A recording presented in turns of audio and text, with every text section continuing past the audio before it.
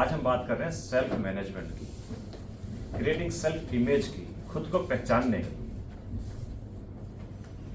हम जिंदगी भर तमाम चीजों को मैनेज करते रहते हैं। घर में मैनेज करते हैं, ऑफिस में मैनेज करते हैं, परिस्थितियों को मैनेज करते हैं, व्यक्तियों को मैनेज करते हैं। क्या हमने कभी खुद को भी मैनेज करने का सोचा है कि हम खुद को कैसे मैनेज करें?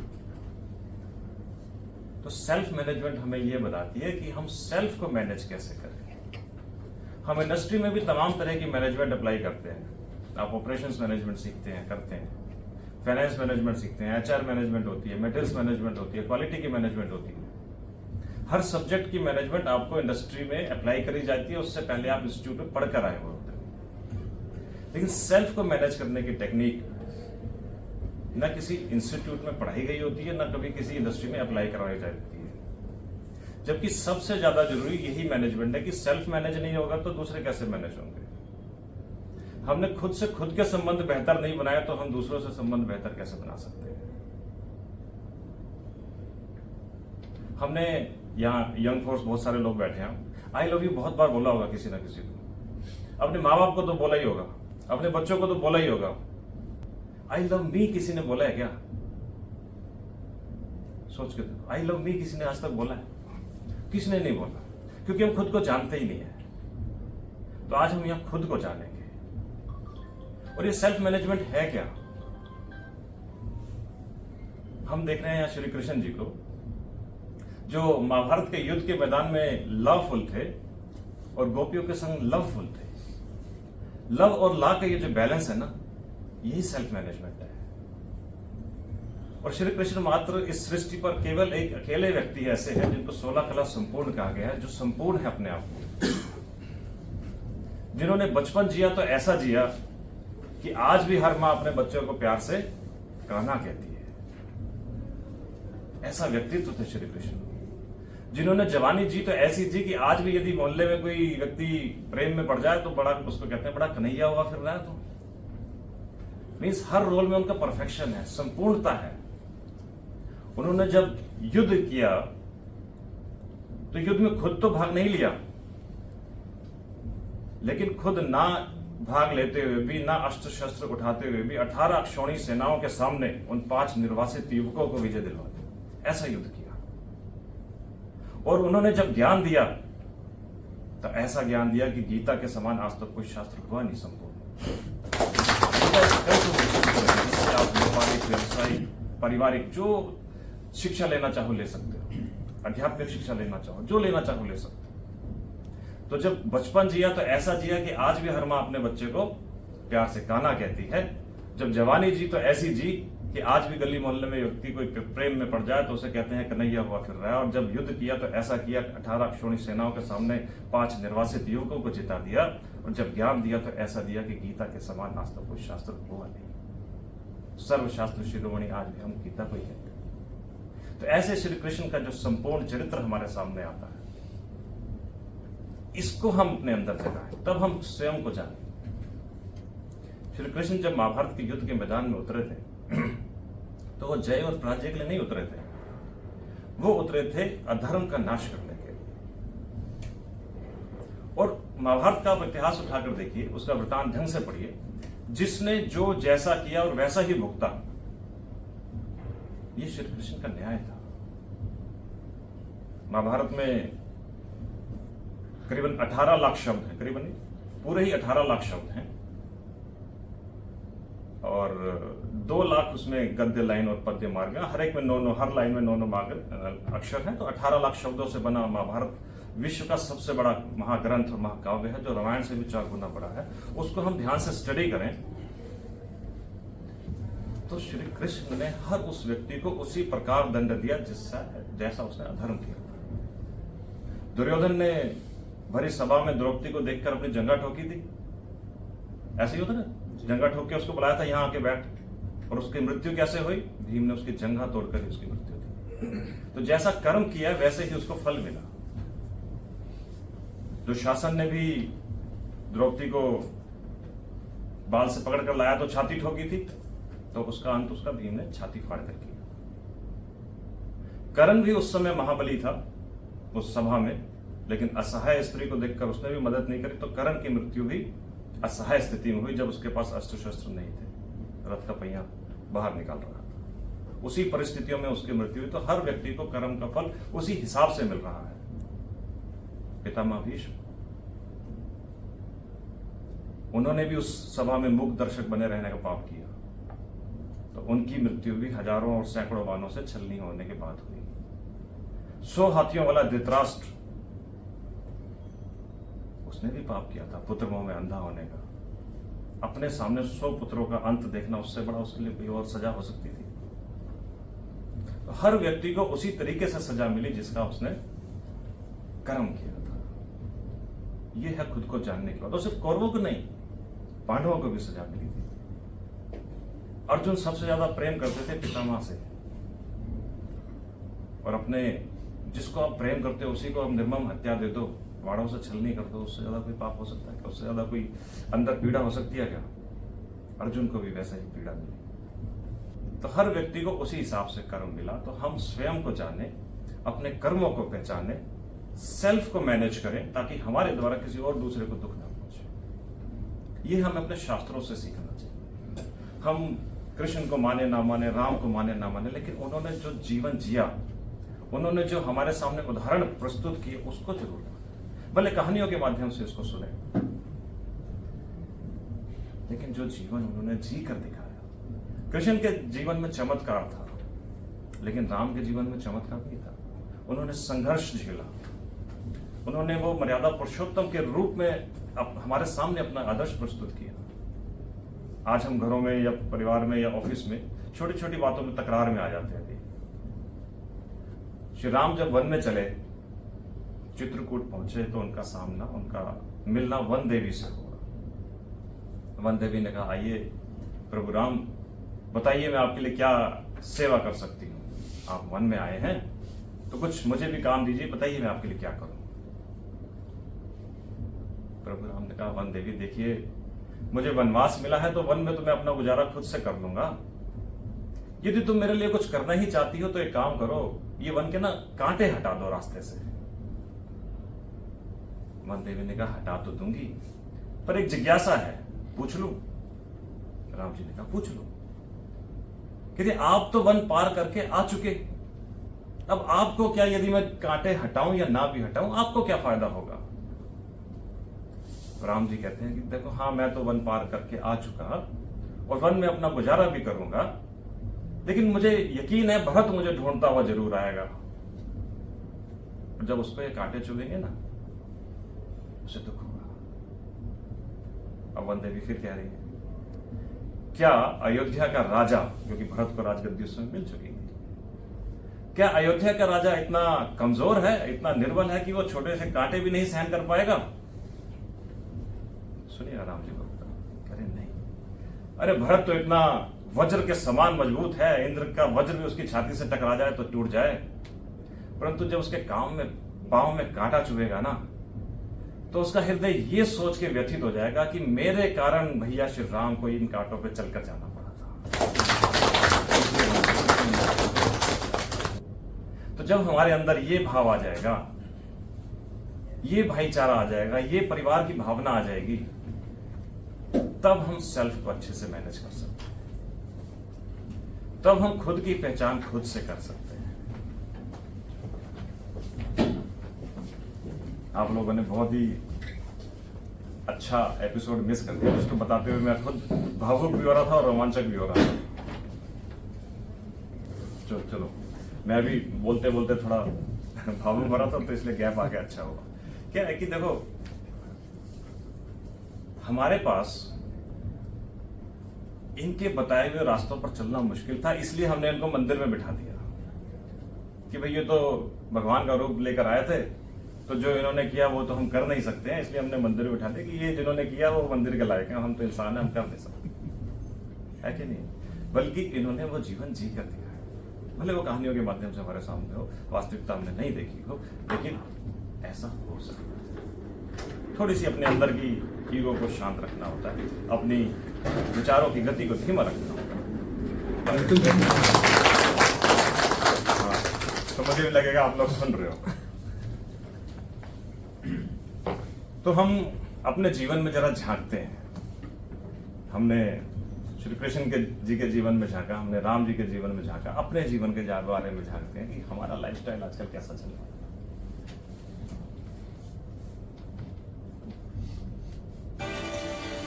अपने जीवन के बारे में जरा सोचिए। आज हमने इमारतें तो बहुत ऊंची ऊंची कर ली हैं।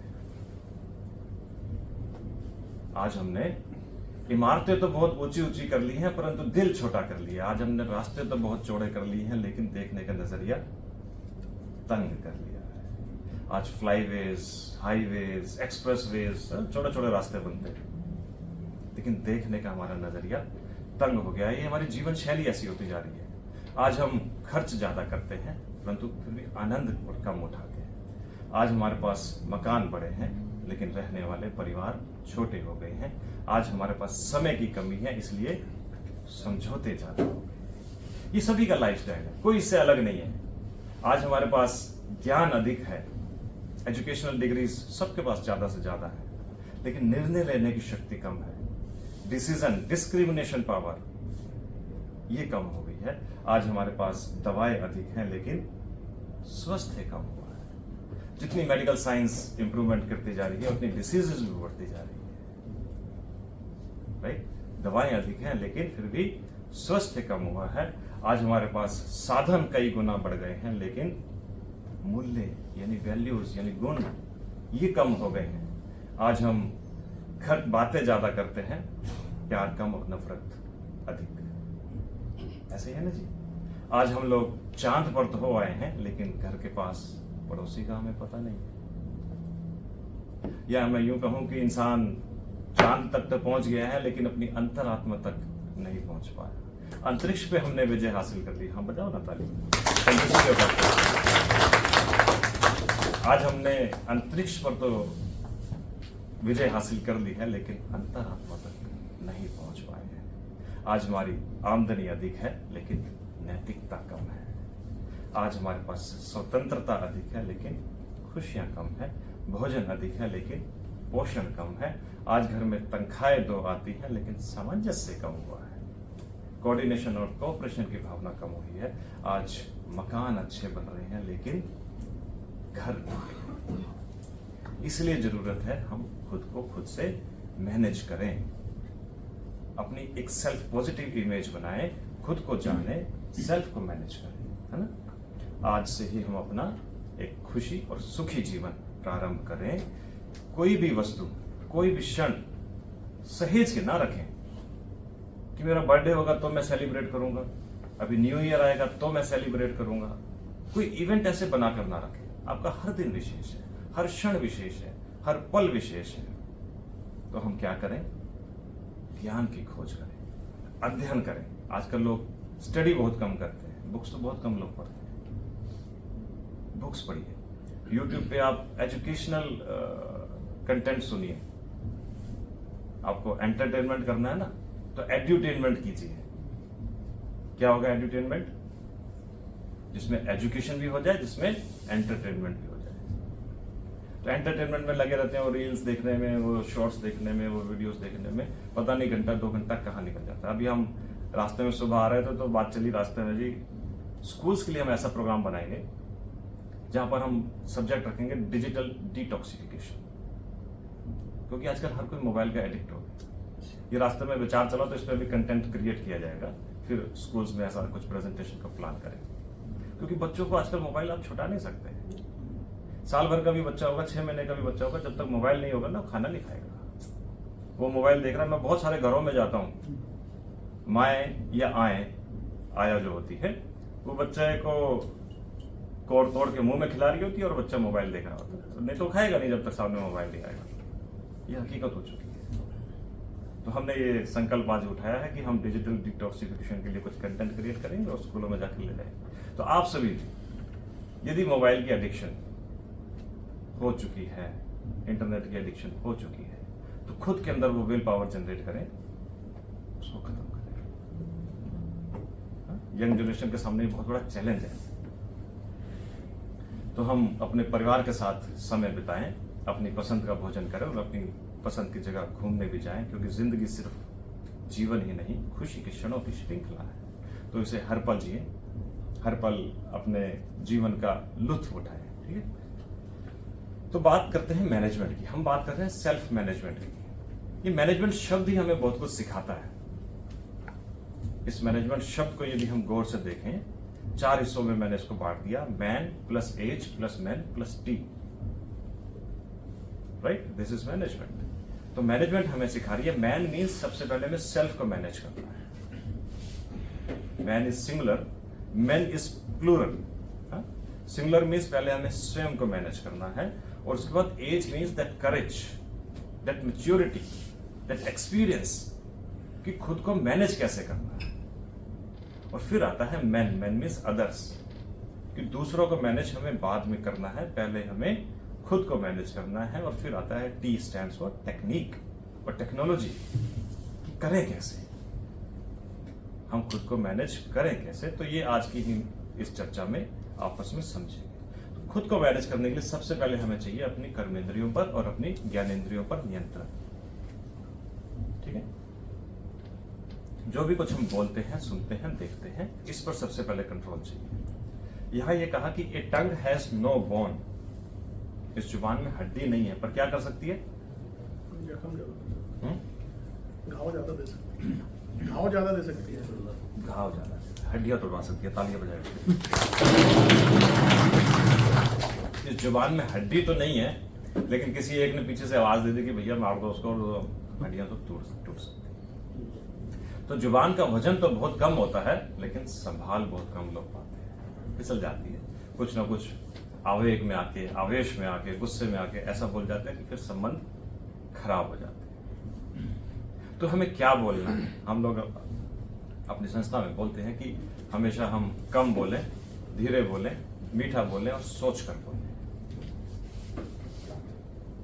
क्या होता है कि इंसान बोलना तो 1-2 साल में सीख जाता है, बच्चा साल भर में बोलना सीख जाता है। क्या बोलना है, ये सीखने के लिए जिंदगी कम पड़ जाती है, तमाम उम्र कम पड़ जाती है। तो इसलिए हम अपनी कर्मेंद्रियों को, अपनी ज्ञानेंद्रियों को सबसे पहले नियंत्रण में रखें, यदि हमने सेल्फ को मैनेज करना है। आप गौर करके देखें, 1 मिनट का आप पेशेंस रख लें। जो रिएक्टिव मोड में कई बार आ जाते हैं और गुस्सा कर जाते हैं और कुछ गलत बोल जाते हैं, 1 मिनट का पेशेंस रखें, तो उसके बाद आपको ऐसा बोलने की जरूरत भी नहीं महसूस होती। फिर आपको लगता है कि चल ठीक है ना, क्यों झगड़ा बढ़ाना है, कम करते हैं। मैं भी इंडस्ट्री में काम करता हूँ, अक्सर लोग बाजू वाली सीट पे बैठे ना बात नहीं करते। ईमेल, बहुत बार आपके ऑफिस में भी होता होगा, ईमेल पे क्रॉस वॉर चल रही है, और बैठे होंगे एक ही ऑफिस में, बात नहीं करेंगे। तो इन छोटी छोटी आदतों को हम अपने अंदर अपनाएंगे, ताकि हमारे सेल्फ को हम खुद से अच्छे से मैनेज कर पाए। तो खुद को मैनेज करने के लिए पुराने जमाने में कहावत होती थी, एक रोटी कपड़ा मकान, ये 3 बेसिक नीड्स हैं। ये बेसिक नीड्स आज के एनवायरनमेंट के हिसाब से बदल चुकी हैं। 4 नीड्स हो गई हमारी। पहली नीड जो हमारी बीइंग के साथ, यानी इस फिजिकल नीड के साथ जुड़ी है, जहां पर हम रोटी कपड़ा मकान की बात कर सकते हैं। फिजिकल नीड हमारी, हेल्थ की बात करेंगे, न्यूट्रिशन की बात करेंगे, डाइट की बात करेंगे। दूसरी नीड है आईक्यू की, मेंटल नीड, जहां पर हम आईक्यू की बात करते हैं। बात करते हैं ना इंटेलिजेंट क्वोशिएंट, कि इंटेलेक्चुअल पावर कितनी है, माइंड पावर कितनी है, क्रिएटिविटी कितनी है। तो आज हमें इंटेलेक्चुअल भी होना चाहिए, आईक्यू बड़ी होनी चाहिए। और जब आईक्यू बढ़ जाती है, फिर हम बात करते हैं इमोशनल क्वोशिएंट। तीसरी नीड आती है सोशल नीड, जो हमारी फीलिंग के साथ जुड़ी है, कि हमारा इमोशनल क्वोशिएंट कितना अच्छा है, इमोशनली कितना स्टेबल है। इंटेलेक्चुअल लेवल पे तो डिग्री हासिल करके या एक्सपीरियंस हासिल करके बहुत लोग सक्सेस पा लेते हैं, लेकिन यदि इमोशनली स्टेबल नहीं है, तो आपने देखा होगा कि बहुत सारे व्यक्ति, आपने स्टोरी सुनी होगी, जब वो अपनी करियर में सफलता की चरम सीमा पर थे, तब उन्होंने सुसाइड कर दिया।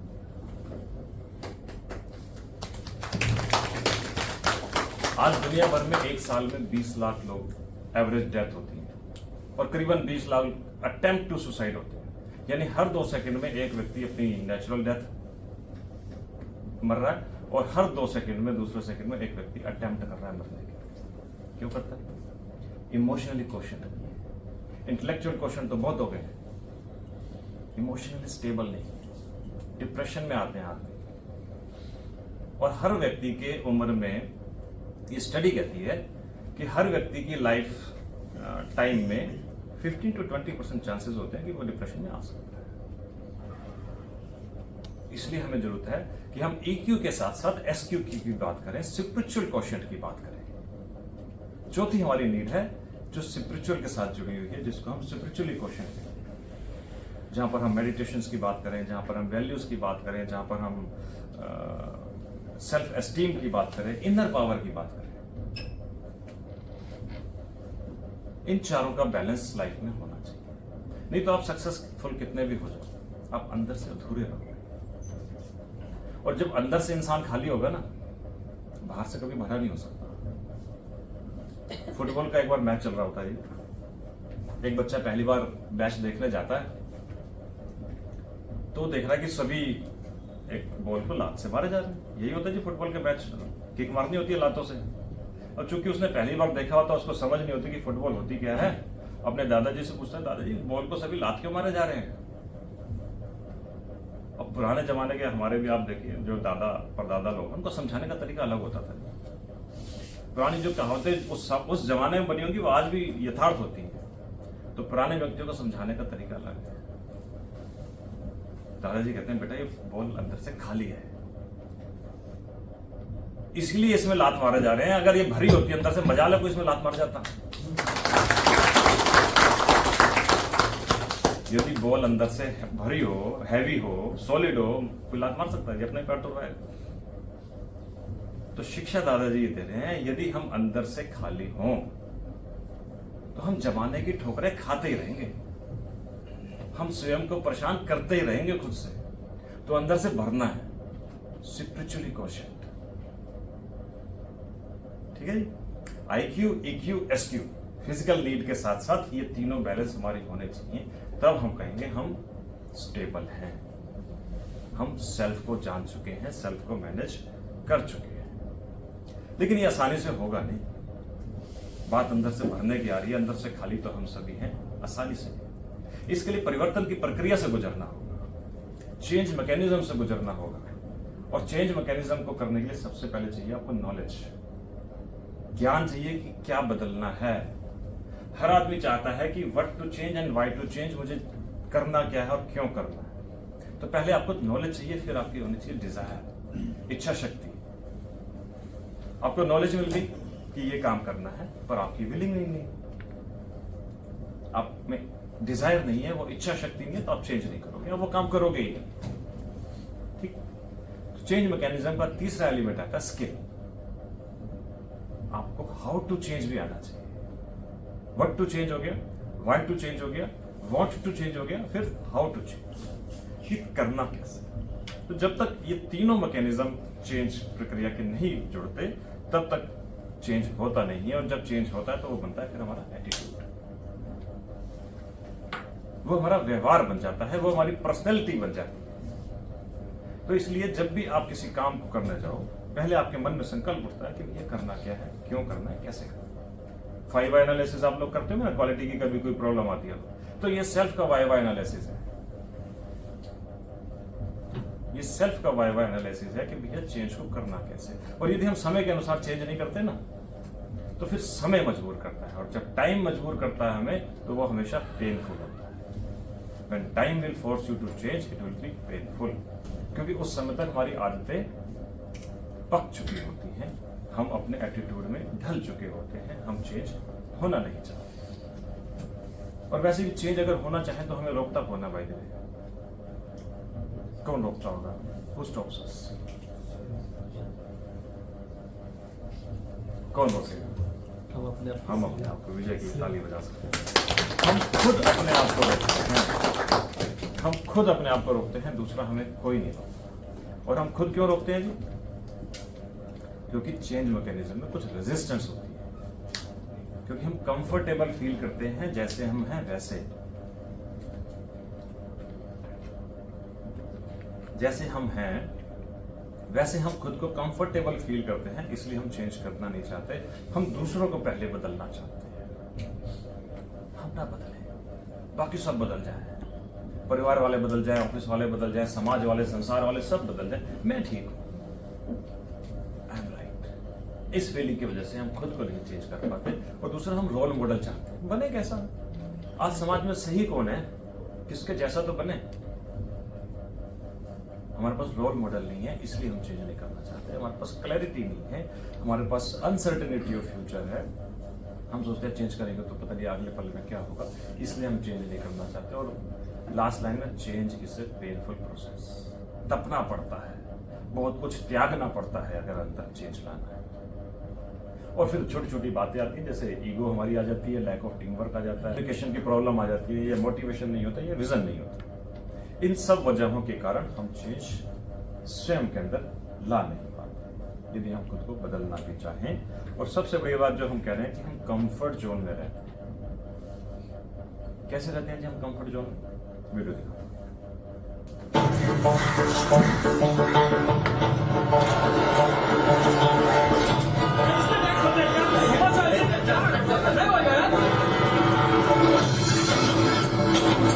सर आपके लिए उस पार कार का इंतजाम किया है।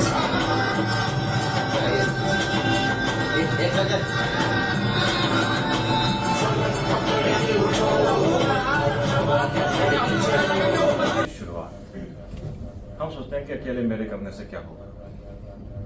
ये सोचते हैं ना जी हमेशा कि अकेला मैं क्या कर सकता हूँ। वो एक छोटा सा बच्चा जो कुछ भी नहीं कर सकता था, उसने शुरुआत करी और फिर कारवां जुड़ता चला गया।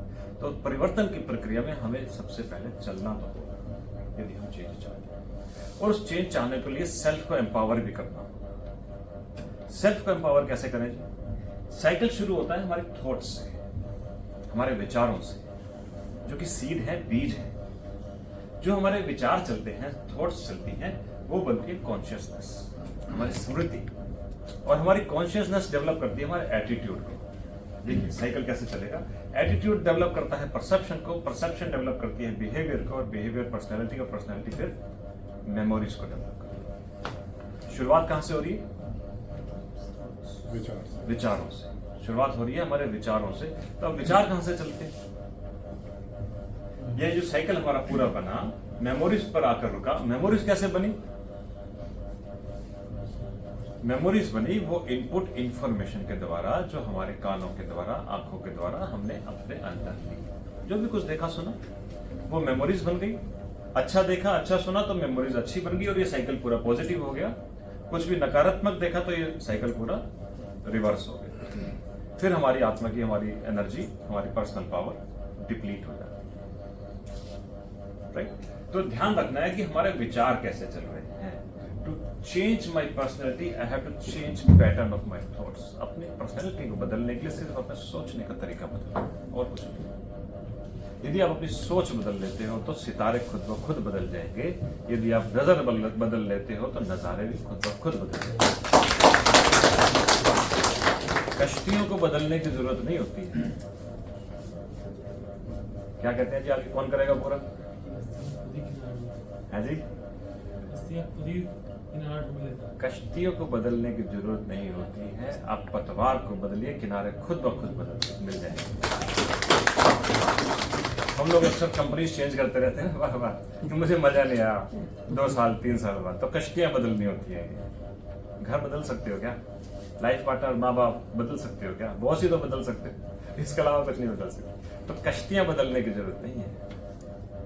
पतवार की डायरेक्शन को सेट करो, किनारे खुद ब खुद मिल जाए। तो इस साइकिल को आप हमेशा पॉजिटिव बनाए रखना। उसके लिए हमें इस साइकिल को पॉजिटिव बनाए रखने के लिए सेल्फ का और वर्ड का कुछ कनेक्शन देखते हैं। यदि सेल्फ आपका पीसफुल होगा, हैप्पी होगा, स्ट्रांग होगा, तो आपका माइंड भी क्लियर, काम और क्रिएटिव होगा। आप इंटरनली सेटिस्फाइड होंगे, पीसफुल होंगे, हैप्पी होंगे, तो आपका माइंड भी क्लियर, काम और क्रिएटिव होगा। और जब माइंड क्लियर होगा तो बॉडी डिसीज फ्री होगी।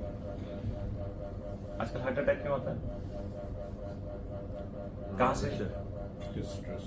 स्ट्रेस कहां होती है? तो माइंड पीसफुल नहीं है तो बॉडी भी डिसीजफुल होगी। माइंड पीसफुल है तो बॉडी भी डिसीज फ्री रहेगी। कनेक्शन समझना, सेल्फ का वर्ड के साथ। और जब आपकी बॉडी पीसफुल है, आपकी बॉडी फ्री है, स्ट्रॉन्ग है, बैलेंस है, तो आपके रिलेशनशिप अच्छे बनेंगे।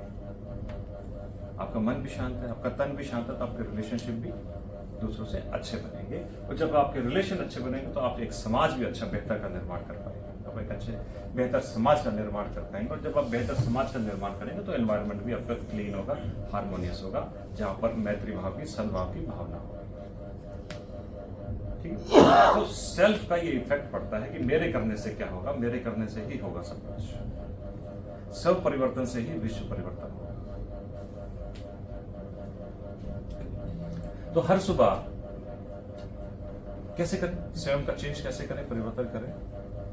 आप लोग तो अच्छा है, आप लोगों के पास यूनिफॉर्म है तो आपको रोजाना ड्रेस सेलेक्ट नहीं करनी पड़ती, हमें करनी रोजाना। हर अमूमन हर आदमी अपने वार्डरोब से, अलमीरा से ड्रेस सेलेक्ट करता है कि आज मुझे क्या पहनना है, आज मुझे ये कपड़े पहनने हैं, आज वो पहनना। आपके लिए भी सिंपल है, आपने व्हाइट ही पहनना है, आपने यूनिफॉर्म पहनी है तो ईजी है। पर जहां भी हम जाएं यूजुअली हम हर रोज अपने लिए ड्रेस सेलेक्ट करते हैं।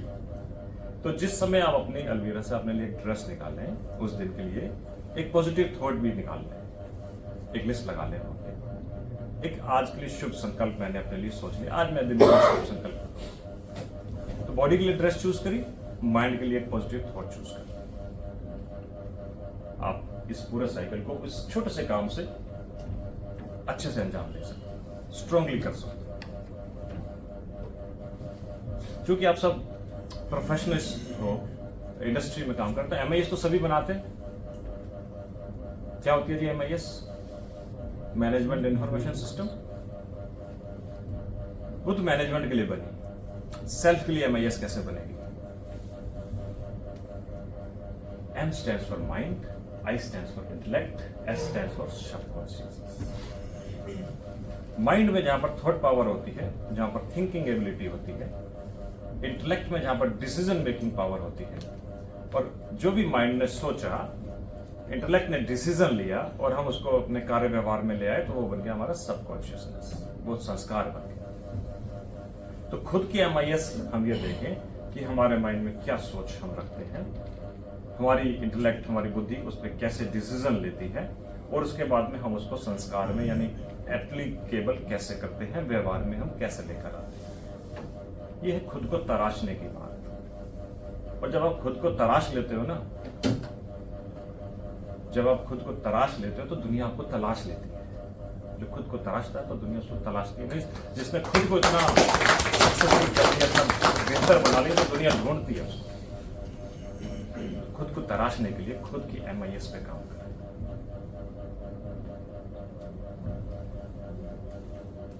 अक्सर करके हमने देखा जो बुराइयां होती है ना, उसमें सहेलियां होती है, होता नहीं? अच्छाइयां भी तो दोस्त हो सकती है जी। एक बुरी आदत दूसरी को ले आती है, दूसरी तीसरी को ले आती है, तो अच्छाइयां भी तो दूसरी तीसरी को ला सकती है। कैसे ले आती हैं जरा समझते हैं। यहाँ पर लिसनिंग कनेक्टेड इज डिस्क्रिमिनेशन। जज को क्या काम करना होता है? डिस्क्रिमिनेट करना होता है, डिसीजन देना होता है, राइट रॉन्ग डिसीजन देना होता है, डिस्क्रिमिनेशन। तो उसके लिए वो क्या करता है? सबसे पहले लिसनिंग करता है। तो यदि आपने अपने अंदर लिसनिंग यानी अच्छे से सुनने की आदत डाल ली, जो बहुत कम लोगों की होती है, बोलने की जल्दी होती है। आप सभी लोग अपने आप में गौर करना, सामने वाला अपनी बात पूरी नहीं करता, हम अपने आंसर देना शुरू कर देते हैं। हर आदमी की एटीट्यूड होता है, आदत होती है, लाइफस्टाइल होता है। तो लिसनिंग अपने अंदर सबसे पहले अपनाएं, ताकि आप डिस्क्रिमिनेशन कर पाएं, डिसीजन मेकिंग कर पाएं, राइट रॉन्ग में डिफरेंशिएट कर पाएं। सबसे आसान है ना जी, पर होता नहीं। क्यों नहीं होता? लिसनिंग एग्जांपल देता हूं। ये मैं कम्युनिकेशन की जब ट्रेनिंग देता हूं तो उसमें एग्जांपल देता हूं। इंसान को साल भर तक बोलना सिखाया जाता है तो वो सीख जाता है ना। शुरू के 1 साल में हम सबको बोलने की ट्रेनिंग मिली थी, घर में हम बोलना सीख गए। स्कूल में गए, 3-4 साल हमें लिखने की ट्रेनिंग मिली, सिखाया गया लिखना, हम लिखना सीख गए। फिर 10-12 साल तक हमें पढ़ने की ट्रेनिंग मिली, बुक्स पढ़ो, फास्ट पढ़ो, तो हम पढ़ना भी सीख गए। क्या सुनने की कभी ट्रेनिंग कभी दी है किसी ने? किसी स्कूल वाले ने दी हो, किसी घर में माँ बाप ने दी हो? तो जब सिखाया ही नहीं गया सुनना, तो सीखे कैसे? ये प्रॉब्लम है हमारे समाज की। इसलिए लिसनिंग में हम लोग कमजोर हैं। बोलना अच्छे से आता है, लिखना आता है, पढ़ना आता है, सब कुछ करना आता है, सुनना नहीं आता। सामने वाले की बात सुनते नहीं, अपना जवाब पहले दे देते हैं। घरों में भी होता है, ऑफिस में भी होता है। आप गौर कर लेना अपनी लाइफ में, सच है, 16 आने सच है। तो सबसे पहले हम लिसनिंग की एबिलिटी अंदर में डेवलप करें तो डिस्क्रिमिनेशन आएगी। फिर हम अवेलेबिलिटी, आज अब सब यहाँ पर अवेलेबल तो हैं, क्या मेंटली है, फिजिकली तो है। यदि मेंटली भी अवेलेबल है तो आपकी डिसीजन मेकिंग सही हो जाएगी, जल्दी हो जाएगी। जो भी हम यहाँ बात कर रहे हैं, चर्चा कर रहे हैं, उसके बाद जब भी आपके पास लाइफ में ऐसी अपॉर्चुनिटी आएगी या लाइफ में ऐसे चैलेंजेस आएंगे, स्ट्रगल आएंगे, आप डिसीजन ले सकते हो कि हाँ उस समय ये सुना था तो मेरे को ऐसे करना चाहिए। ये कुछ भी किसी भी समय पे आप अवेलेबल हो मेंटली भी तो आप डिसीजन दे सकते हो। फिर टॉलरेंस आती है रिस्पॉन्सिबिलिटी के साथ कनेक्टेड। यदि आपने रिस्पॉन्सिबल होना है लाइफ में तो आपको टॉलरेंस होनी चाहिए, नहीं तो नहीं होगा। फिर अडॉप्टेबिलिटी कनेक्टेड हो जाती है टीम स्पिरिट के साथ। यदि टीम में काम करना है तो आपको एक दूसरे को एक्सेप्ट करना पड़ेगा, अडॉप्ट करना पड़ेगा। तो जो मैंने बात करी कि यदि बुराइयां भी सहेली हैं तो अच्छाइयां भी अच्छे दोस्त हो सकते हैं। एक अच्छी आदत अपना लो, एक अच्छा स्लोगन दिन में उठा लो तो देखिए लाइफ में कैसे मिरेकल होते हैं। आपका पूरा सी टर्न बोलते हो, सी चेंज बोलते हो ना, आप अपनी इंडस्ट्रियल लैंग्वेज में सी चेंज हो जाता है। आप गौर करो सभी, 4 तरह के विचार चलते हैं और कितने विचार चलते हैं दिन भर में एक आदमी के? 60,000। मालूम है साइंटिफिकली इट इज प्रूवन कि एक आम आदमी 60,000 थॉट्स पर डे उठाता है अपने मन से। यदि वो हाइपर टेंशन में तो 70-80, डिप्रेशन में तो 30-40 हजार चलते हैं और कम हो जाते हैं। डिप्रेशन में आने वाले के विचार कम हो जाते हैं, गुस्से में हाइपर टेंशन वाले के और ज्यादा हो जाते हैं। 60,000 अमूमन एवरेज हमारे विचार से। अब हमने सोचे कि भाई इतना तो सोचते ही नहीं, हम सोचते हैं। मैंने आपकी तरफ देखा तो मेरे को आपके कलर, आपने क्या कपड़े पहने हैं, क्या कलर के पहने हैं, ये भी तो एक विचार है ना जी। तो इस तरह के छोटे छोटे विचार जिस देखते हैं करते करते 60,000 विचार हो जाते हैं।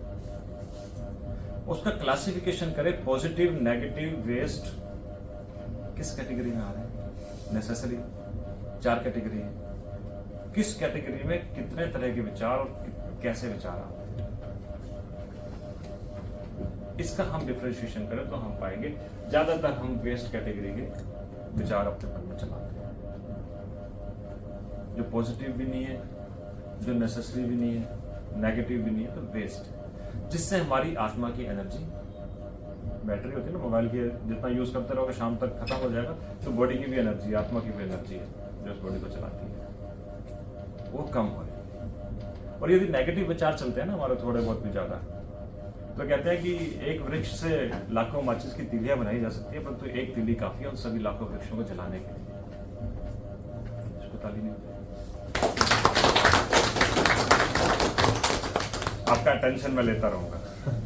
तो एक वृक्ष से लाखों माचिस की तीलियां बनाई जा सकती है, परंतु एक तीली काफी है लाखों वृक्षों को जलाने के लिए। इसी प्रकार एक नकारात्मक संकल्प काफी है आपकी सारे दिन की सकारात्मकता को खत्म कर देगी। अब आप सोचो कितना बड़ा नुकसान करते हैं हम अपना यदि हम नेगेटिव थॉट चलाते हैं।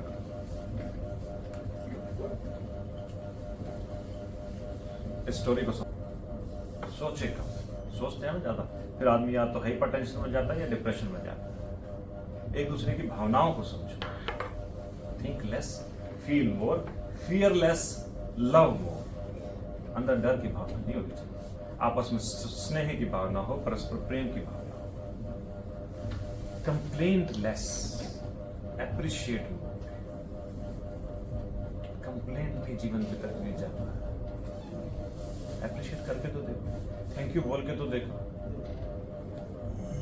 कंप्लेंट लेस करें, एप्रिशिएट ज्यादा करें, वॉच लेस, डू मोर। दर्शक कम बने, काम खुद से ज्यादा करें, आर्ग्यूमेंट कम करें, एक्सेप्ट ज्यादा करें।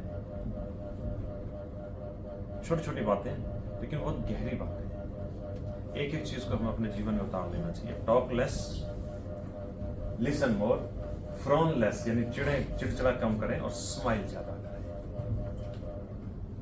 ये 7 लेसन है जिनकी वजह से हम खुद को हमेशा खुश रख सकते हैं। तो देखो 4 चीजें होती हैं जो जाकर कभी वापस नहीं आती।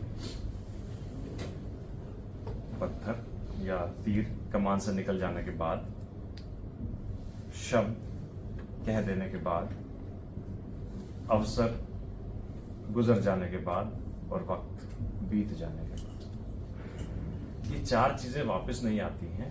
तो हमें क्या करना चाहिए? हमें करना चाहिए,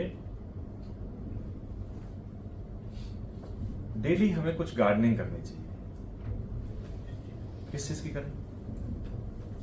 3 पौधे हम रोज लगाएं। Peace of mind, peace of heart, peace of soul. ये शांति के पौधे 3 जरूर रोज लगाएं।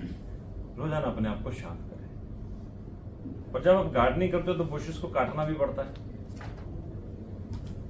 बुशेस को काटना पड़ता है, तो 4 बुशेस को हम रोज काटेंगे।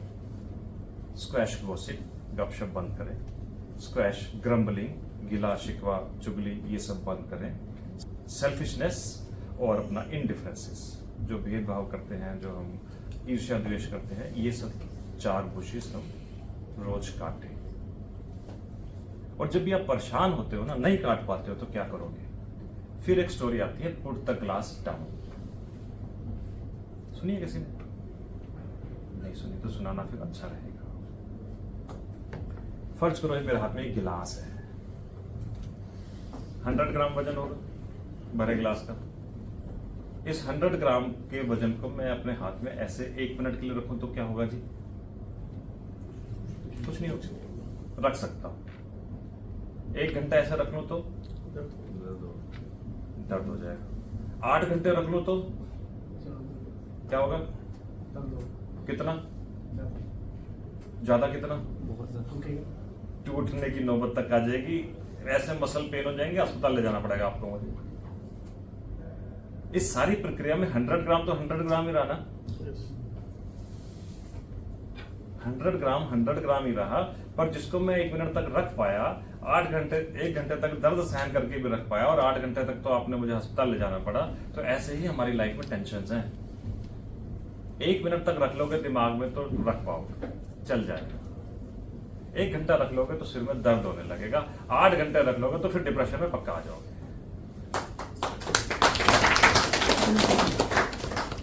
तो जब भी टेंशन ज्यादा हो, पुट द ग्लास डाउन। यदि मुझे उस मसल पेन से, उस हॉस्पिटलाइजेशन से बचना था, तो मुझे ग्लास को नीचे रख देना चाहिए था। क्यों उठाऊं 8 घंटे? तो उसी तरीके से वो टेंशन जब भी दिमाग में हो, रात को जब सोने जाओ, साइड में रख दो, पुट द ग्लास डाउन। तो रोज रात को सोते समय स्टोरी याद रख लेना जी। हल्के होकर सो जाना, निश्चिंत होकर सो जाना। अगले दिन जब उठोगे तो एनर्जेटिक उठोगे, क्रिएटिव उठोगे, क्लियर उठोगे, ज्यादा एफिशिएंसी से काम कर पाओगे। ठीक है? Put the glass down. फिर आता है रीडिस्कवर करें अपनी इंटरनल स्ट्रेंथ को। आप लोग फिजिकल स्ट्रेंथ को तो बहुत अच्छे से बनाते हैं, इंटरनल स्ट्रेंथ को भी रीडिस्कवर करें। चेक करें मेरी इंटरनल पावर कैसी है, उसको कैसे स्ट्रॉन्ग करना है। समय आजकल सब किसी के पास कम है, इसलिए खुद से खुद की बात करने के लिए थोड़ा सा समय निकालते। दुनिया से बात तो हम रोज करते रहते हैं। अच्छा, याद आ रहा मुझे इसी बात पे, दुनिया से बात करने के लिए, कि दुनिया से बात करने के लिए तो फोन की जरूरत पड़ती है, लेकिन अपने आप से या प्रभु से बात करने के लिए मौन की जरूरत पड़ती है। फोन पर बात करने के लिए तो बिल देना पड़ता है, और उससे बात करने के लिए तो दिल देना पड़ता है। माया को चाहने वाला बिखर जाता है, और उसको चाहने वाला निखर जाता है। तो हम इंटरनल अपनी विल पावर को, अपनी स्ट्रेंथ को डिस्कवर करें। हम चेक करें कि मेरे रिलेशन खुद से खुद के कैसे हैं। जो मैं बात कर रहा हूं ज्ञान इंद्रियों की, कर्म इंद्रियों की, वो देखें कि क्या ये सभी घोड़े मेरे नियंत्रण में हैं, या मैं उनके अधीन हूं। कुछ बोल जाता हूं तो बाद में सोचता हूं कि गलत बोल गया, कुछ देख लेता हूं तो बाद में सोचता हूं कि गलत देख लिया, किसी संगत में उठ बैठ के गलत कर लिया तो सोचता हूं यार नहीं करना चाहिए था, बाद में सोचता हूं। या मैं कंट्रोल कर पाता हूं। अपनी कर्मेंद्रियों को देखें कि क्या वो मेरे नियंत्रण में है, मेरे खुद के रिलेशनशिप मुझसे कैसे है। हम दुनिया से रिलेशनशिप बनाते रहते हैं, अपने आप से भी तो रिलेशन बनाएं, चेक करें। हम इफेक्टिवनेस से ग्रेटनेस की तरफ बढ़े। जो भी विवेक, जो भी बुद्धि परमात्मा ने हमें दी है, इसका हम कैसे इस्तेमाल करते हैं। क्या हम अपने कुछ समय खुद के लिए और कुछ समय खुदा के लिए भी निकाल पाते हैं कि नहीं निकाल पाते। हमारा सलाहकार कौन है, दुर्योधन या शुक्र या कृष्ण, राइट? हमारी उठ बैठ किन लोगों में है, ये सब हम गौर करें और फिर हम वन विद गॉड और वननेस विद गॉड करें। यानी मेडिटेशन को हम एक स्पेयर व्हील की तरह ना यूज करें। गाड़ी में स्पेयर व्हील रहता है ना, जब जरूरत हुई तो उठा लिया। कि लाइफ में जब हम हताश, निराश, परेशान हुए तो थोड़ी देर भगवान की याद में बैठ गए, मंदिर चले गए। तो मेडिटेशन को हम स्पेयर व्हील की तरह यूज ना करें, स्टीयरिंग व्हील की तरह यूज करें। स्टीयरिंग व्हील आपकी गाड़ी को कंट्रोल करता है, तो मेडिटेशन भी आपकी गाड़ी को, बॉडी की गाड़ी को कंट्रोल करेगा। यदि नहीं करते तो बड़ी ब्यूटीफुली यहां बताया, मंडे आपका बनता है मॉन डे यानी चिड़चिड़ापन, ट्यूसडे बनता है टीयर्स डे यानी रोते रहोगे, वेडनेसडे बन जाता है वेस्ट डे, सारा दिन वेस्ट हो जाता है, थर्सडे बन जाता है थर्स्ट डे यानी हमेशा चाहने की इच्छा लगी रहती है, फ्राइडे बन जाता है फाइट डे, सारा दिन लड़ना झगड़ना लगा रहता है, और सैटरडे बन जाता है शैटरडे यानी बिखरे हुए रहते हैं। यदि हम ये सब सेल्फ को मैनेज नहीं करते तो हमारा पूरा वीक इस तरीके से बिगड़ जाता है। ठीक है, तो कनेक्ट करें खुद को उस सुप्रीम चार्जर के साथ, अपनी आत्मा की बैटरी को चार्ज करें। और बड़ी सुंदर शब्दों में यह कहा कि नो वन बोर्न हैप्पी। हंसते हुए कोई पैदा नहीं होता जी, नो वन बोर्न हैप्पी, हंसते हुए कोई पैदा नहीं होता। हम इस संसार में रोते हुए आते हैं, लेकिन परमात्मा ने वो बुद्धि, वो विवेक, वो शक्ति दी है कि हम जिंदगी भर तो ना रोएं, खुश रहें, दूसरों को भी खुश रखें। Thank you very much, God bless.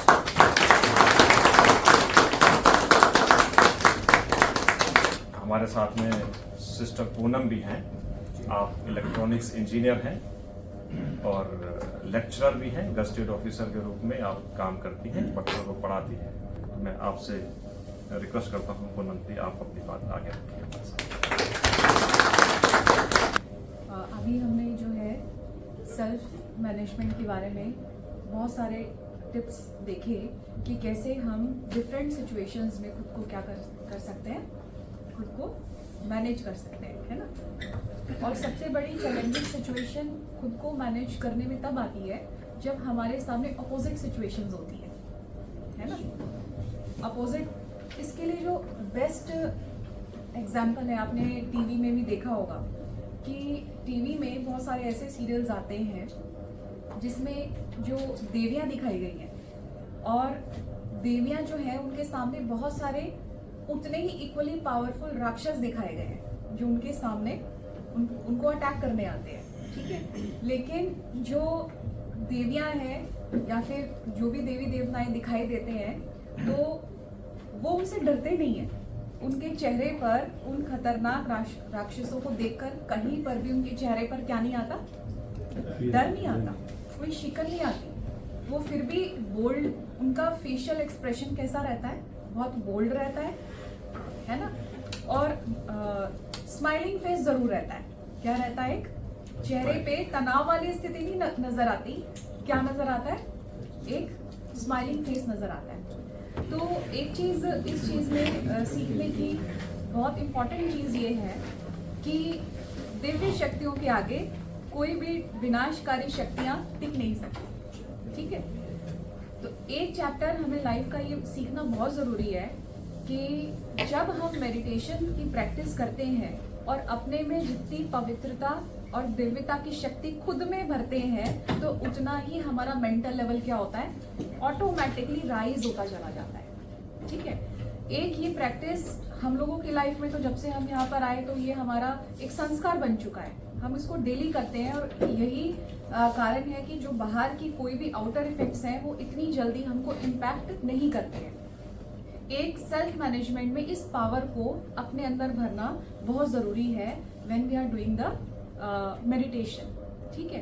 कि दिव्यता, पवित्रता की शक्ति, वो मैं थोड़ा सा प्रैक्टिस कराऊंगी आपको, तो वो ये चीज़ हमारे अंदर जितनी भरती जाएगी तो उतना, मैंने क्या कहा, उतनी ही आपकी मेंटल जो स्टेट है, जो माइंड पावर है, वो धीरे धीरे उसका लेवल क्या होगा, रेज होगा।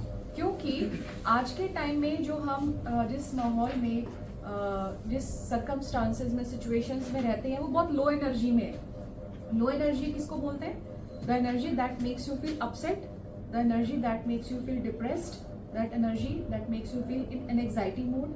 तो तरह तरह की एनर्जीज हैं जिसकी वजह से हम ऊपर तो उठना चाहते हैं लेकिन बार बार कहाँ जाते हैं, नीचे आ जाते हैं, तो हमारा मूड खराब रहता है या मूड अपसेट रहता है, ठीक है। और बाहर की कोई भी बात ऐसी आती है तो उसको हम फेस भी नहीं कर पाते, परेशान हो जाते हैं, ठीक है।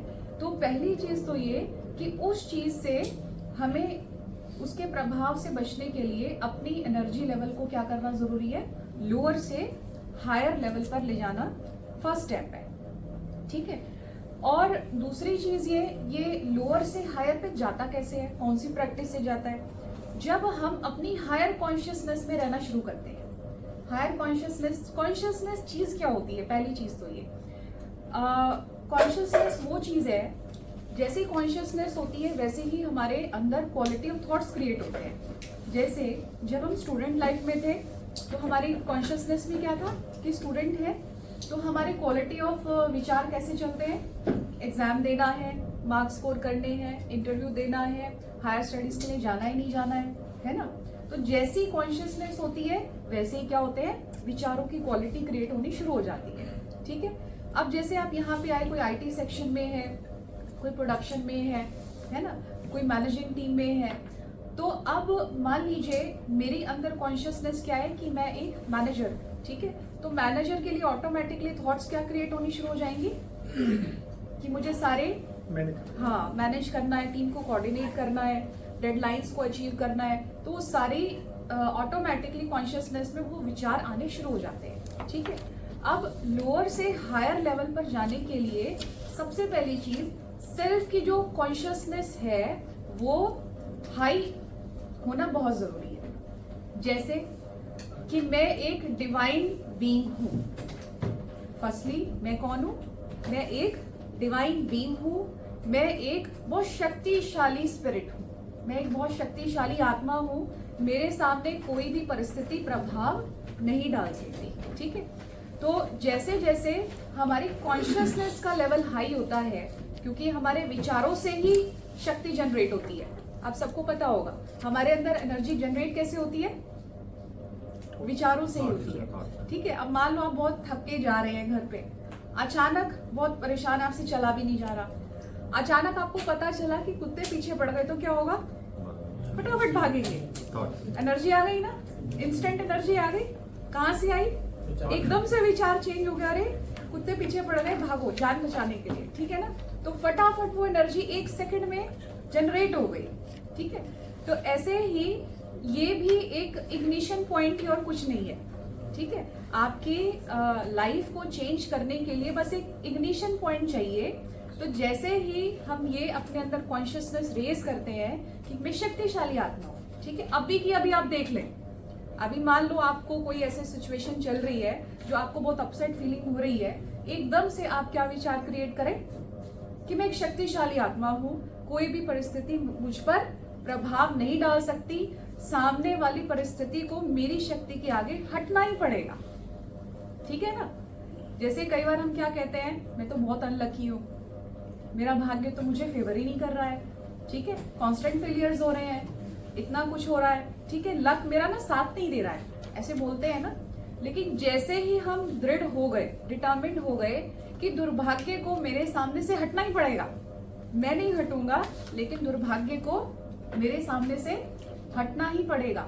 अब आपकी मेंटल स्टेट कैसी हो गई, बहुत हाई लेवल की हो गई, ठीक है ना, बहुत हाई लेवल की, ठीक है। एक तो है सीढ़ी से चढ़ के जाना, एक है लिफ्ट से चढ़ना। तो ये पावरफुल जो थॉट्स होते हैं ना, ये हमारे लिफ्ट का काम करते हैं, ठीक है। और दूसरी चीज ये कि एक साइंस का लॉ है, जो भी आप मन में सोचते हैं ना वही हमारे सामने प्रकट होता चला जाता है, ठीक है।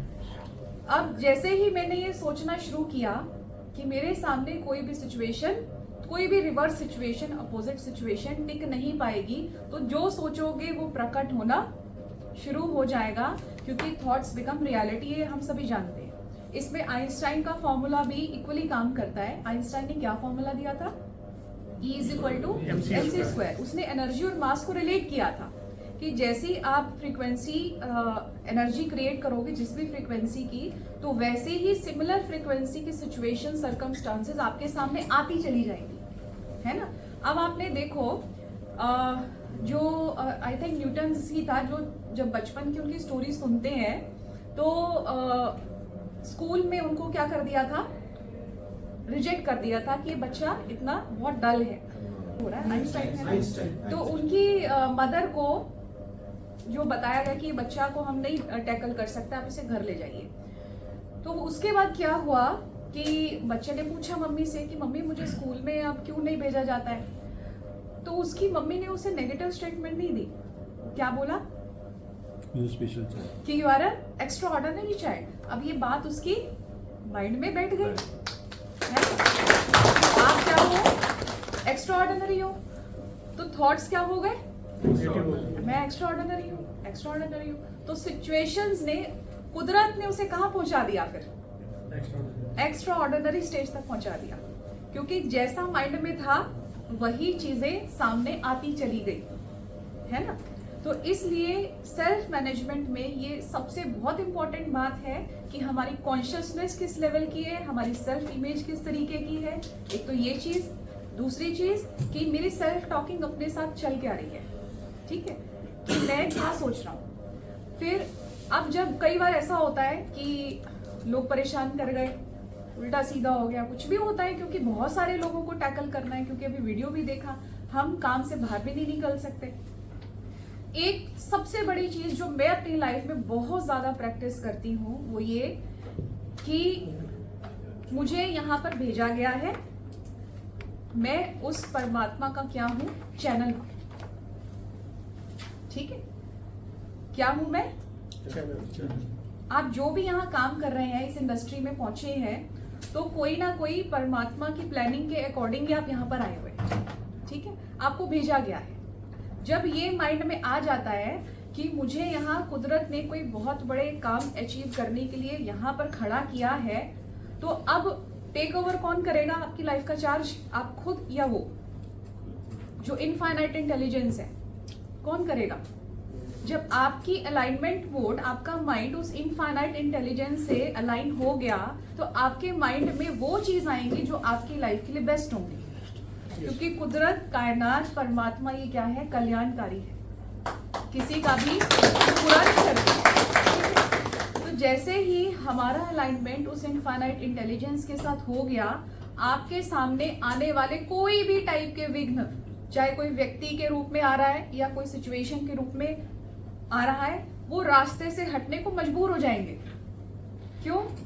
क्योंकि आपका अलाइनमेंट मोड किसके साथ चल रहा है, परमात्मा के साथ भी और उस कुदरत के साथ भी। और कुदरत का मुकाबला कौन कर सकता है, ये बताइए। कुदरत से मुकाबला करना मतलब सामने वाला सिर्फ संघर्ष ही करेगा, उसको सक्सेस मिल ही नहीं पाएगी, ठीक है। तो पहली चीज, मेरी नीयत क्या होनी चाहिए, बहुत क्लीन एंड क्लियर होनी चाहिए, तभी ये कुदरत क्या करती है, हमारा साथ देती है। यदि हमारी नीयत में कहीं ना कहीं बुराई है, किसी के लिए जेलसी फैक्टर है, या किसी की सक्सेस से मैं जल रहा हूं कि वो तो इतने पैकेज पर पहुंच गया, मैं नहीं पहुंच पाया, वो तो इतनी पोजीशन पर चला गया, मैं नहीं पहुंच पाया, उनके पास तो BMW है, ऑडी है, मेरे पास तो अभी यही गाड़ी है, ठीक है ना। तो अब ये सारी जो फीलिंग्स हैं, हम अचीव जरूर करें, ठीक है, कंपटीशन जरूर करें, लेकिन हेल्दी कंपटीशन। मेरी भावना किसी के लिए इल नहीं होनी चाहिए, खराब नहीं होनी चाहिए, बैड नहीं होनी चाहिए। अदरवाइज कुदरत जब तक आपको सिखाएगी नहीं ना, वो आपके टारगेट्स को अचीव करने में आपकी मदद नहीं करेगी। पहले आपको आपकी जो हमारी सोच है उसको क्लीन करना सिखाएगी, क्योंकि कुदरत भी हमारी माँ है। सबसे बड़ी जो मदर है वो कौन है, ये प्रकृति है, तभी हम उसको मदर नेचर कहते हैं ना, ठीक है ना। तो वो जब तक अपने बच्चे को सही रास्ते पर नहीं लाएगी, तब तक उसे उसके डेस्टिनी तक पहुंचाएगी भी नहीं, क्योंकि हमें भी सिखाती भी तो है ना। तो जब हम सीख जाते हैं तो वो हमारे रास्ते की अड़चनों को भी क्या करती है, क्लियर आउट करती चली जाती है। तो इसलिए ब्रह्मा कुमारी में आने के बाद तो हमने ये बहुत ज्यादा सीखा है कि हमें किसी के लिए भी इल फीलिंग्स नहीं रखनी है, ठीक है। अब बात ये आती है कि हमारे सामने तरह तरह के लोग आते हैं, इरिटेशन भी हो जाती है, फ्रस्ट्रेशन भी हो जाती है, सुनते ही नहीं है, कितना भी समझा लो, ठीक है ना। अब जहां पर वर्बली वो काम नहीं हो रहे, तो अब उनको संकल्पों से, विचारों से ठीक कैसे करना है, ठीक है, पहली चीज तो मैंने आपको बताई कि जो हम सोचेंगे, जैसे एक्स्ट्रा ऑर्डिनरी वाला एग्जाम्पल दिया, तो ऑटोमेटिकली नियति ने क्या किया, बना दिया। उसको एक्स्ट्रा ऑर्डिनरी पर्सन बना दिया। ठीक है ना। अब जैसे मान लीजिए कोई भी ऐसी डिस्टर्बिंग सिचुएशन चल रही है, तो उसके बाद हमारे मन में कैसे विचार आते हैं, परेशान कर दिया इस व्यक्ति ने, मैं तो दुखी हो गया, है ना, ऐसे ऐसे बातें आती हैं। अब हमें एक तरीके से अपने साथ एक झूठ बोलना है, और वो अच्छा झूठ बोलना है। और वो झूठ क्या बोलना है, हर परिस्थिति मेरे लिए अच्छी होती जा रही है, हर व्यक्ति मेरे लिए कोऑपरेटिव होता जा रहा है। झूठ बोलने में, अच्छा झूठ बोलने में दिक्कत क्या है? ठीक है ना। क्यों? क्योंकि ये झूठ की बात मैं क्यों कह रही हूँ, क्योंकि हमारा मन ना जल्दी से एक्सेप्ट नहीं करता कि ये व्यक्ति कभी ठीक भी हो सकता है। ठीक है ना। हमारे मन में एक मन बैरियर क्रिएट कर देता है, ये तो हो ही नहीं सकता कभी ठीक। ठीक है ना। फिर हम उसके लिए अच्छा सोचना छोड़ देते हैं। ठीक है। लेकिन क्योंकि हमारा माइंड डिस्टर्ब हो रहा है, तो हमारे अपने मन को हमें व्यवस्थित भी रखना है, मैनेज भी करना है। तो अब क्या आपने इसे एक अच्छा झूठ बोले, ये बहुत अच्छा है, ये मेरे लिए बहुत अच्छा होता जा रहा है ना, और ये मेरे लिए बहुत सपोर्टिव होता जा रहा है। तो अब क्या रिजल्ट आएगी उसकी, जब एक्स्ट्रा ऑर्डिनरी की रिजल्ट आ सकती है, तो उसकी रिजल्ट नहीं आएगी, उसकी भी आएगी, क्योंकि थॉट्स तो काम करती हैं। ठीक है ना। विचार तो अपने फिजिक्स के लॉ के अकॉर्डिंग काम करते ही करते हैं। ठीक है। तो जब हम ये सोचना शुरू करते हैं कि हर चीज मेरे लिए अच्छी होती जा रही है, हर व्यक्ति मेरे लिए अच्छा होता जा रहा है, तो ऑटोमेटिकली क्या होगा, अच्छा अच्छी होती जाएगी वो चीज। क्योंकि इसका एक डेमोन्स्ट्रेशन भी क्या है, जैसे मंदिर में आपको पता है देवी देवताओं के आगे तरह तरह के लोग आते हैं, अलग अलग संस्कारों के लोग आते हैं, लेकिन जैसे ही मंदिर में एंटर करते हैं ना, तो उनकी कैसी भी मनोवृत्ति उस समय शांत हो जाती है, क्योंकि हाई पावर में वो ताकत है जो उसकी लो एनर्जी को वो थोड़ी देर के लिए कंट्रोल कर लेती है। अब व्यक्ति चाहे कैसा भी हो, कैसे भी संस्कार वाला हो, लेकिन आपकी ये हाईली एलिवेटेड पावर उस समय क्या करेगी, उस व्यक्ति को, उसकी मनोवृत्ति को चेंज करेंगे। अभी वीडियो भी देखा ना कि कैसे बातों से टैकल करके उसने वो सिचुएशन को ही चेंज कर दिया। ठीक है। तो शब्दों में भी क्या होती है, ताकत होती है, शब्दों में भी क्या है, जादू होता है। ठीक है। तो शब्दों से भी और भी ज्यादा जादू कहाँ होता है, विचारों का जादू होता है। इसको हम प्रैक्टिकली करते नहीं है, बस बात ये है। ठीक है। लेकिन इस चीज का जो प्रयोग है, एक्सपेरिमेंट है, हम लाइफ की छोटी छोटी चीजों में भी करें ना, तो बहुत मिरेकुलस रिजल्ट आते हैं। जैसे आप लोगों की मीटिंग्स होती है। ठीक है। अब मीटिंग में हम पहले से क्या सोच लेते हैं, हर बार मीटिंग में वही टाइम वेस्ट होता है, 2-2 घंटे चले जाते हैं, कोई आउटपुट नहीं आती। ठीक है। तो पहले से ही क्या कॉन्शियसनेस, क्या एनर्जी वाइब्रेट हो गई कि कोई कुछ नहीं आएगा, तो हमने क्या अट्रैक्ट कर लिया कि आएगा ही नहीं कुछ। ठीक है ना, कि मीटिंग में वही टाइम वेस्ट होगा। तो पहले से ही हमने क्या क्रिएट कर लिया, क्या विचार भेज दिए कि वेस्ट होगा, तो रिजल्ट में क्या आएगा आपके पास, वही होगा। ठीक है। पहले से ही कॉन्शियसनेसली क्रिएट करें इस चीज को। क्या एक और झूठ बोल रहे अपने साथ, क्या सब अच्छा होगा, सब अच्छा होगा, मीटिंग बहुत फ्रूटफुल होगी, बहुत प्रोडक्टिव होगी। ठीक है। बोलने में क्या जाता है, अच्छा सोचने में क्या जाता है। ठीक है। अब हो नहीं हो, लेकिन आपकी माइंड सेट तो क्या रहेगी, स्टेबल रहेगी, क्योंकि सेल्फ मैनेजमेंट में ये बहुत इंपॉर्टेंट है, अपने माइंड को स्टेबल रखना। ठीक है। तो अब जैसे जैसे ये हमारी इनर स्टेबिलिटी आती जाएगी ना, तो ऑटोमेटिकली आउटर चीजें अपने आप ही चेंज होंगी। क्यों? क्योंकि अब आपकी अलाइनमेंट किसके साथ चल रही है, भगवान के साथ, ऊपर हाई इनफाइनाइट इंटेलिजेंट के साथ चल रही है। तो वो आपके सामने वो चीजें लाता जाएगा, ऑटोमेटिकली क्रिएट करता जाएगा, जो आपको अपने टारगेट्स अचीव करने के लिए चाहिए। ठीक है। अब हम ये सोचें कि पॉजिटिव तो सोचे, लेकिन हो गया उल्टा, आता है ना कई बार, पॉजिटिव तो सोचा, ये उल्टा कैसे हो गया। वो उल्टा नहीं होता है। अब कुदरत को पता है कि आपको आपके उस डेस्टिनेशन तक पहुंचाने की प्रोसेस क्या है। ठीक है। मान लो आपको डेस्टिनेशन तक पहुंचाने के लिए 5 रास्ते हैं। 2 रास्ते जो थे वो बहुत अच्छे से आपने क्रॉस कर लिए, जो कुछ हुआ आपके मन के अकॉर्डिंग हुआ। तीसरे रास्ते तक पहुंचे, तीसरे दरवाजे तक पहुंचे, तो अचानक क्या देखा, दरवाजा बंद था। आप परेशान हो गए। आप क्या सोच रहे थे, मैंने तो सब कुछ अच्छा सोचा था, ये दरवाजा बंद कैसे है? क्यों? क्योंकि उस स्टेज पर, उस डेस्टिनेशन तक पहुंचाने के लिए उस कुदरत ने आपको आपके नॉलेज के लेवल को या पावर के लेवल को बढ़ाना था। वो आपके सामने ऐसी परिस्थितियां क्रिएट करेगी, वो क्या कहेगी, नहीं अभी आप अपनी स्किल डेवलपमेंट करो, नहीं अब आप अपनी इनर पावर की डेवलपमेंट करो। ये चीजें हमें ना नोटिस करनी पड़ती हैं, ये चीजें हमें रिकॉग्नाइज करनी पड़ती है।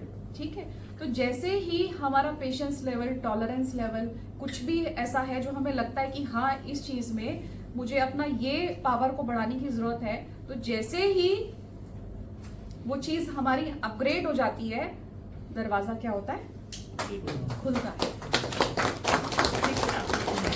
तो ये इसलिए हम कभी भी उस कुदरत की प्लानिंग में डाउट ना करें कि मेरे साथ ऐसा क्यों हो गया। जो भी हुआ है वो उसका हिस्सा होता है। ठीक है, तो जो भी ऐसा कोई चीज आपके साथ हो गई है ना, तब भी क्या सोचे, प्लानिंग बहुत परफेक्ट चल रही है, there is no imperfection in it, क्योंकि हम कुदरत में डाउट कर रहे हैं। वो तो ये क्या है, हमारी ही अपनी क्या है, एक मूर्खता कहेंगे। ठीक है ना, तो जैसे ही हमने ये सोचा कि ये परफेक्ट प्लानिंग है, जो हो रहा है बहुत बेस्ट एंड बेस्ट हो रहा है, तो ऑटोमेटिकली क्या होगा, वाइब्रेशंस चेंज, ऑटोमेटिकली क्या होगा, बेस्ट एंड बेस्ट चीजें होती चली जाएगी। ठीक है, तो और तीसरी चीज जो है, gratitude factor in the life, ये बहुत इंपॉर्टेंट है। ये कहते हैं कि जब तक आप प्रेजेंट चीजों के लिए ग्रेटफुल नहीं होंगे, कुदरत आपको नई चीजें और देगी नहीं, है ना।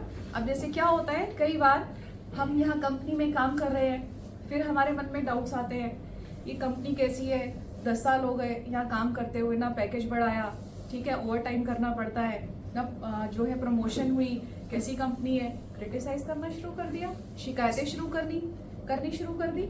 ठीक है, लेकिन जब आप कहीं पर भी अपना नेक्स्ट प्रोफाइल देंगे तो कितना खुश होके इस रिज्यूम में लिखते हैं कि 10 years of experience working as on this and this, working as manager, working as the department head and so and so, तब हम कितना खुश होके प्राउडली उस चीज को प्रेजेंट करते हैं। ठीक है, और रिज्यूम देते टाइम तो हम कहते हैं सर मैंने इतना काम किया, आप देखिए, और जब प्रेजेंट सिचुएशन, प्रेजेंट में क्या है, ये कंपनी में इतने साल हो गए काम करते हुए, कुछ मिला ही नहीं यहाँ पे। तो बॉस को भी ये कहते हैं मैंने बहुत काम किया, आपने कुछ नहीं दिया। लेकिन एक चीज का हम, बिल्कुल सर, लेकिन एक चीज का हम ध्यान रखें, आपका जो कर्म है ना, उसका फल आपने अपने आप ही उसके साथ अटैच कर लिया है। उसमें ना बॉस देंगे, ना कोई और व्यक्ति देगा। बॉस भी यदि देंगे ना, तो कुदरत उनको निमित्त बनाएगी।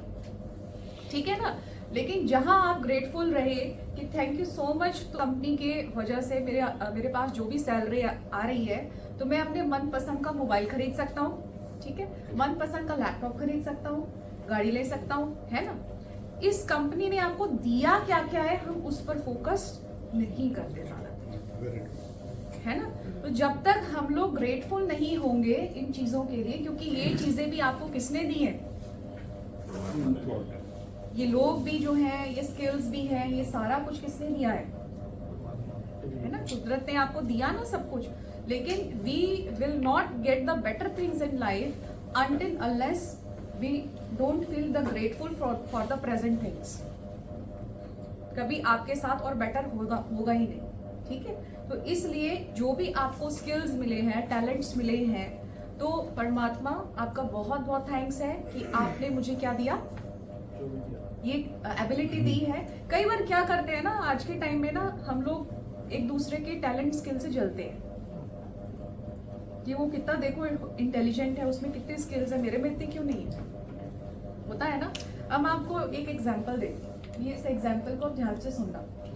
एक होता है, एक आम का पेड़ है और एक नीम का पेड़ है, ठीक है।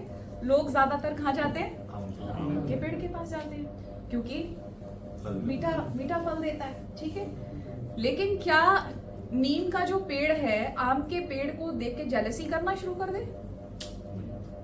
नीम का पेड़ भी ये सोच के ग्रो करता रहता है कि मेरे पास जो क्वालिटी है वो आम के पेड़ के पास नहीं है।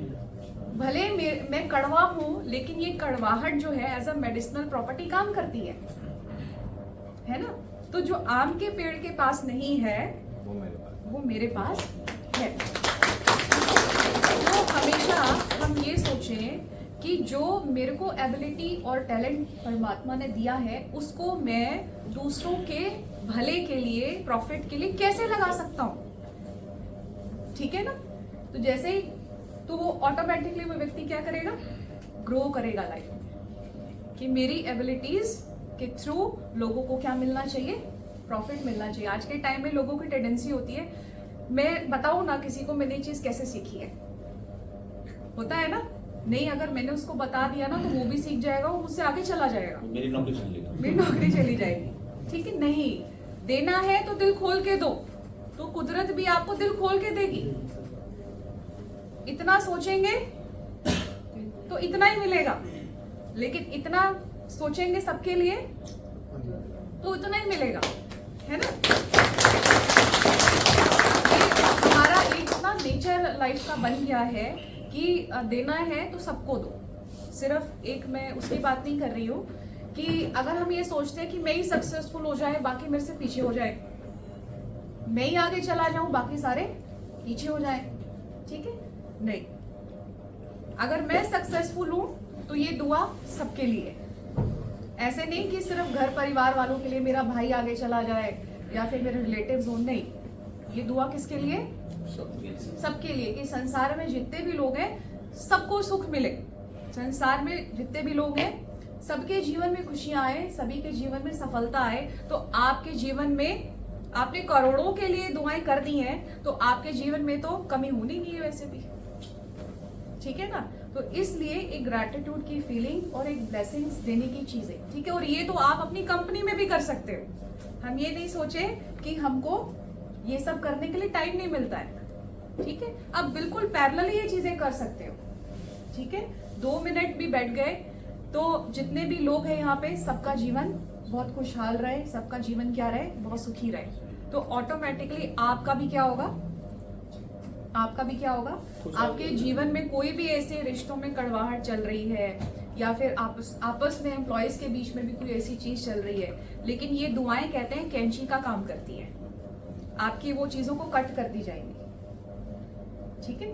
तो क्योंकि हमारा ऑरा भी क्या होता जाएगा, डिवाइन बनता चला जाएगा, क्लीन बनता चला जाएगा। तो एक तरह से मैग्नेटिक पर्सनालिटी आप बनेंगे, और जितनी मैग्नेटिक पर्सनालिटी होती है तो चीजें अपने आप अट्रैक्ट होके आती है। ठीक है ना? आज के टाइम में हम चीजों के पीछे भागते हैं, खुशी के लिए, सुख के लिए भाग रहे हैं, मेहनत कर रहे हैं दिन रात। ठीक है? क्यों मेहनत कर रहे हैं? क्योंकि अंदर क्या चल रहा है, तरह तरह की इल फीलिंग्स है, तरह तरह की बातें हैं, दूसरों के लिए जेलसी फैक्टर, द्वेष फैक्टर। द्वेष माना हम ऊपर से दिखाएंगे कि हम बहुत मीठे हैं दूसरों के लिए, अंदर ही अंदर वो व्यक्ति के लिए इसका तो ऐसा हो जाए। ठीक है? तो जितना जितना ये चीजें क्लीन जब तक आप नहीं करेंगे ना, इसके लिए एक एग्जांपल बताती हूँ कि आप नाव में बैठे हुए हैं, रस्सी बंधी हुई है और आपने चप्पू चलाना शुरू कर दिया, नाव आगे जाएगी? नहीं। आपको क्या करना पड़ेगा? रस्सी को खोलना पड़ेगा। आप ये सोचें कि मेरे अंदर ये सारी चीजें भी रहें और मैं बहुत आसमान तक चढ़ जाऊं, पॉसिबल नहीं है। आपको जब तक ये रस्सियां बांध के रखे हुए हैं ना, जब तक आप इनको रिलीज नहीं करेंगे तब तक आपकी लाइफ की जर्नी आगे नहीं जाएगी। होता है कई बार लोग क्या कहते हैं कि जीवन में सब कुछ है लेकिन फिर भी लगता है वहीं की वहीं खड़े हुए हैं। ठीक है? सब कुछ है लेकिन अंदर से कंटेंटमेंट नहीं है। वो क्यों नहीं आती है? वो क्योंकि ये बड़ी एक गहरी चीजें हैं, बड़ी प्रोफाउंड चीजें हैं। जब तक हम इन चीजों को समझेंगे नहीं तब तक जो हम एक्चुअल में लाइफ को अचीव करना चाहते हैं वो चीज हो नहीं पाती है। ठीक है? तो अब हम मेडिटेशन वाले पार्ट पर आते हैं, वो बहुत इंपॉर्टेंट है। एक तो ये चीजें हमें डेली रूटीन में प्रैक्टिस जरूर करनी है, मॉर्निंग में उठते ही एक, जैसे कि अभी बताया, कि एक बहुत शक्तिशाली विचार जरूर लें कि पूरा दिन, कल का दिन तो मैं पता नहीं देख पाऊंगा या नहीं, है ना। एक गाना भी है, मुझे जब हम कॉलेज में पढ़ते थे तब बड़ा सुनते थे कि हर दिन ऐसे जियो, जियो तो ऐसे हर दिन जियो जैसे कि आखिरी हो, है ना। तो आप पूरा दिन भी अगर वो सॉन्ग दिमाग में ले आए ना कि अपना हर दिन ऐसे जियो जैसे कि आखिरी हो, तो आपको ये पता चल जाए कि मेरा ये आखिरी दिन है, तो आप किसी के लिए ग्रजेस रखेंगे क्या? आप किसी के लिए रिसेंटमेंट फैक्टर रखेंगे? नहीं रखेंगे, है ना। हर किसी को क्या करेंगे, चलो माफ कर दिया, पता नहीं अगली सुबह उठूंगा या नहीं, आज का दिन बहुत एंजॉइंग तरीके से जीना है। तो ऑटोमेटिकली क्या होगा, फिर हमारे संस्कार चेंज होंगे, हमारे अंदर डिटर्मिनेशन फैक्टर की डेवलपमेंट होगी धीरे धीरे। ठीक है, डिटर्मिनेशन में ये नहीं करी एकदम एक दिन में अचानक आ जाती है। आप छोटे छोटे टारगेट्स को अचीव करो, छोटा छोटा, मतलब कि आज कुछ भी हो जाए ना, मेरे को जो है ना रहना खुश है। ठीक है, खुश कहते हैं ना, खुश नसीब कौन है? खुश नसीब वो नहीं जिसके पास सब कुछ है, जो हर परिस्थिति में खुद को खुश रखता है, उसका नसीब ही उस पर खुश होता है। तो खुश नसीब की जो डेफिनेशन जो है, आज से हम थोड़ा सा इसको समझेंगे कि खुश नसीबी से एक मुझे एक कहानी याद आई, बहुत अच्छी स्टोरी है। एक बार एक सेठ जी के पास एक लक्ष्मी जी विराजित होती है कई सालों से, घर में हर चीज होती है। तो लक्ष्मी जी सोचती है कि बहुत टाइम हो गया सेठ जी के पास, अभी मैं यहाँ से कहीं बाहर जाती हूँ। ठीक है, तो वो सेठ जी को बोलती है कि आप मैं इतने साल से आपके यहाँ पे रही, मुझे बहुत अच्छा लगा, मैं यहाँ से जा रही हूँ, अब आप ना मुझसे कोई वरदान मांगो। तो सेठ जी कहते हैं कि मैं आपसे सिर्फ एक ही वरदान मांगूंगा कि मेरा सारा जो परिवार है वो सदा खुश रहे। ठीक है, तो वो तथास्तु कह करके लक्ष्मी जी वहां से चली जाती है। तो इधर से क्या होता है, जैसे ही लक्ष्मी जी जाती है तो सेठ जी के घर जो है गरीबी आनी शुरू हो जाती है। ठीक है, बहुत गरीब हो जाते हैं, इतने गरीब हो जाते हैं कि रोटी जो घर में बनती है तो उसको भी टुकड़ों में वो बांटकर वो खाते हैं, इतने गरीब हो जाते हैं। लेकिन वो ऐसी परिस्थिति में भी क्या रहते हैं, खुश रहते हैं। ठीक है, इधर से लक्ष्मी जी दूसरे घरों में जाती हैं तो देखती है कि हर घर में तो बड़ा कलह कलेश है, बड़ी परेशानी है ना। वो तो सोचती है कि अभी जाऊं कैसे इनके घर में, तो बहुत परेशानी है। दूसरे घर में जाती हैं, तीसरे घर में जाती हैं, चौथे घर में जाती हैं, सब जगह देखती हैं कि कोई भी खुश नहीं है, ना कोई संतुष्ट है, सारे परेशान है, डिस्टर्ब है। तो वो अचानक वो सेठ जी के घर को देखती हैं। वो ये देखती है कि इतनी गरीबी आ गई, मैं वहां से छोड़कर चली गई, लेकिन फिर भी ये क्या रहे, खुश रह रहे। तो वो लौट करके कहाँ आती है, वहीं पर ही सेठ जी के घर आ जाती है। और वो कहती है कि कैसी भी देखो बात आपके जीवन में आई, लेकिन आप फिर भी क्या रहे, आपका परिवार, एक दूसरे का आप लोगों ने साथ नहीं छोड़ा, एक दूसरे को आपने हिम्मत दी, तो इसलिए मैं यहाँ पर लौट करके आ गई। इसका मतलब सिर्फ इसमें धन लक्ष्मी की बात नहीं है, चैन सिस्टम हमारे कैसी भी रिवर्स पोजीशन, रिवर्स सिचुएशन में भी यदि हमारा मनोबल गिरता नहीं है, क्योंकि कुदरत हमारे टेस्ट भी लेती है, तो हमारा जब मनोबल गिरता नहीं है तो अंदर से फिर भी हम कंटेंट रहते हैं कि एक ना एक दिन वक्त जरूर बदलेगा। ठीक है, तो ऑटोमेटिकली चीजों को आपके फेवर में आना ही पड़ेगा, वो आपके फेवर में आएंगी ही आएंगी, और उस चीज का रिजल्ट बहुत अच्छा होता है। फिर भले आपने कुछ मंथ तक तकलीफ झेली हो, चाहे 4 महीने 5 महीने, लेकिन उसका रिजल्ट आप 5 साल लोगे।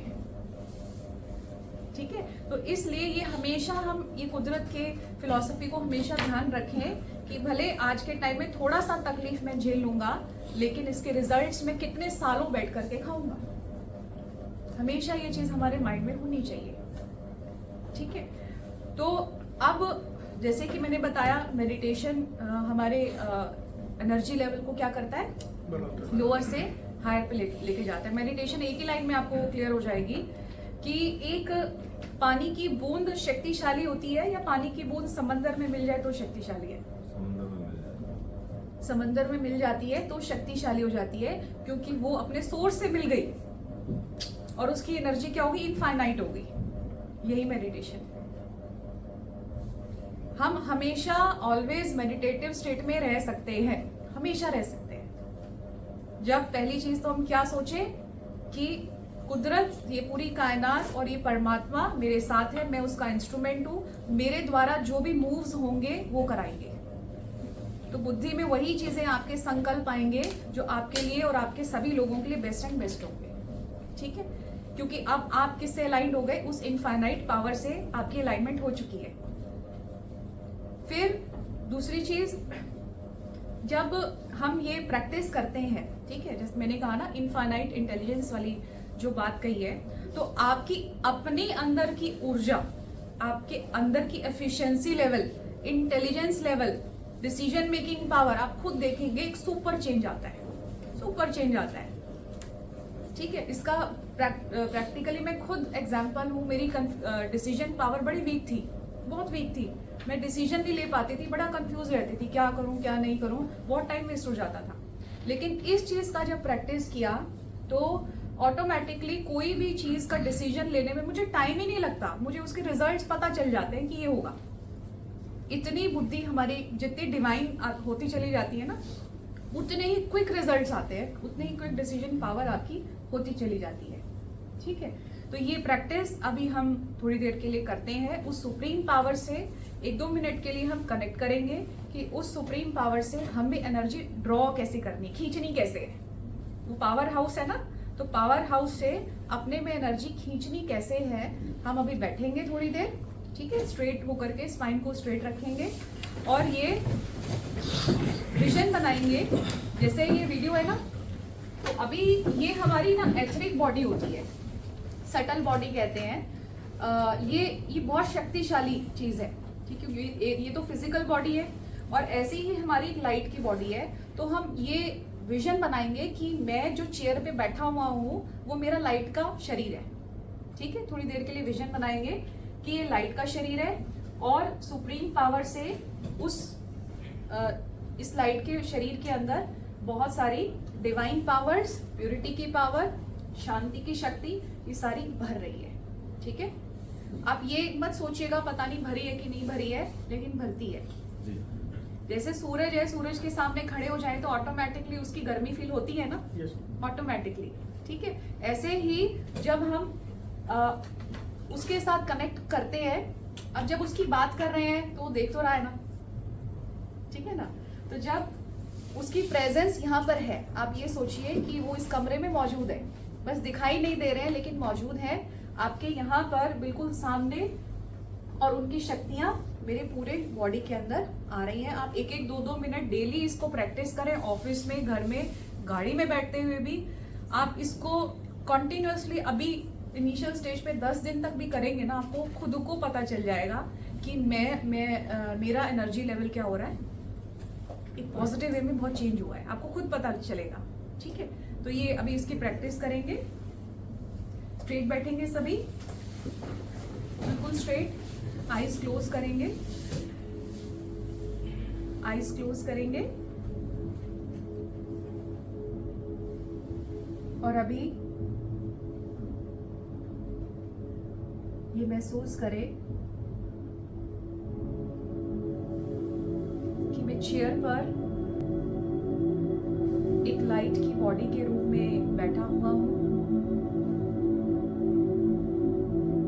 और सुप्रीम पावर,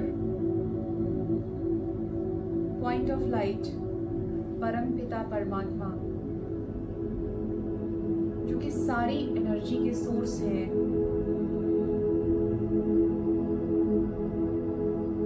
वो इस कमरे में आ चुके हैं और उनसे निकलती हुई डिवाइन लाइट्स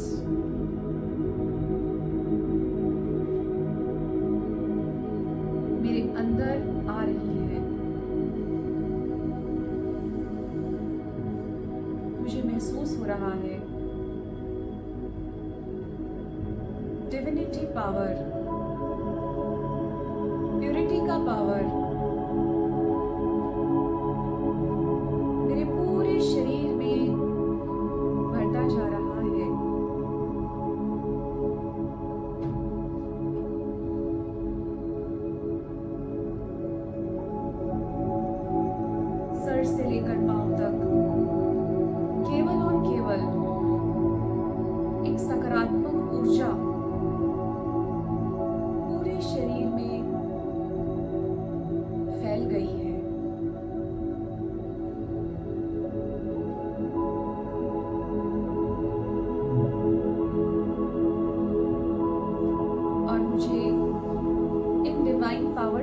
महसूस करके बहुत अच्छा लग रहा है।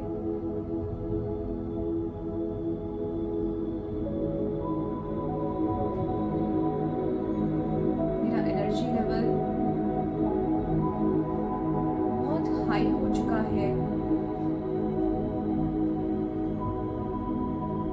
और मैं ये अपने लिए संकल्प कर रहा हूँ कि मैं एक शक्तिशाली आत्मा हूँ।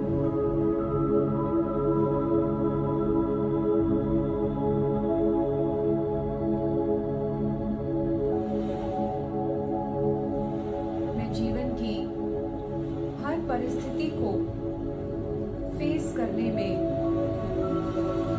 सक्षम हूँ।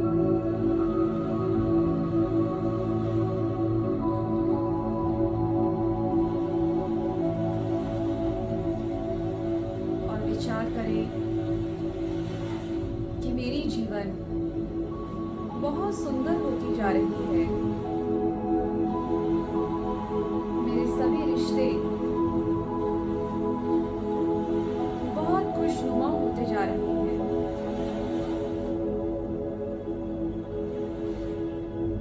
मेरे जीवन में सफलता ही सफलता आती जा रही है।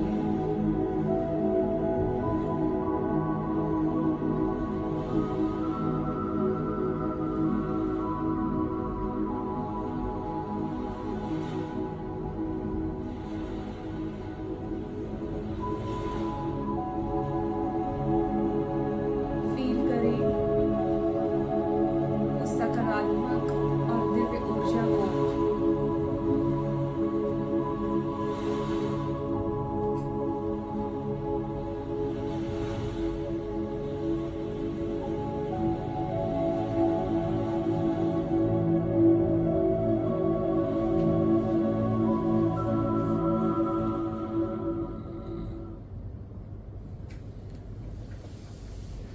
धीरे आंखें खोलेंगे और ऐसे ही हम डेली इस तरीके से प्रैक्टिस करते रहेंगे। और ब्रह्मा कुमारी इसके बहुत सारे मेडिटेशन वीडियोस भी हैं, तो आप ज़्यादा सीखना चाहते हो तो वीडियोस पर भी आप देख सकते हैं। तो थैंक यू सो मच और उम्मीद है कि आज जो भी बातें इस सेशन में बताई गई है उसको ज़रूर इम्प्लीमेंट करेंगे, क्योंकि विदाउट इम्प्लीमेंटेशन आपको रिजल्ट्स नहीं मिलेंगे।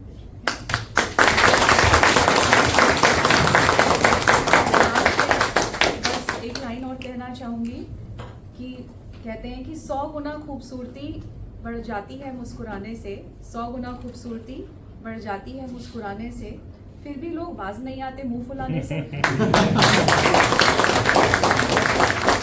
इसलिए कि फूला फूला चेहरा आज के बाद से हम बनाना छोड़ दें, चाहे घर पर चाहे ऑफिस में, क्योंकि हमारा सबसे ब्यूटीफुल अटायर है smiling face. Thank you so much.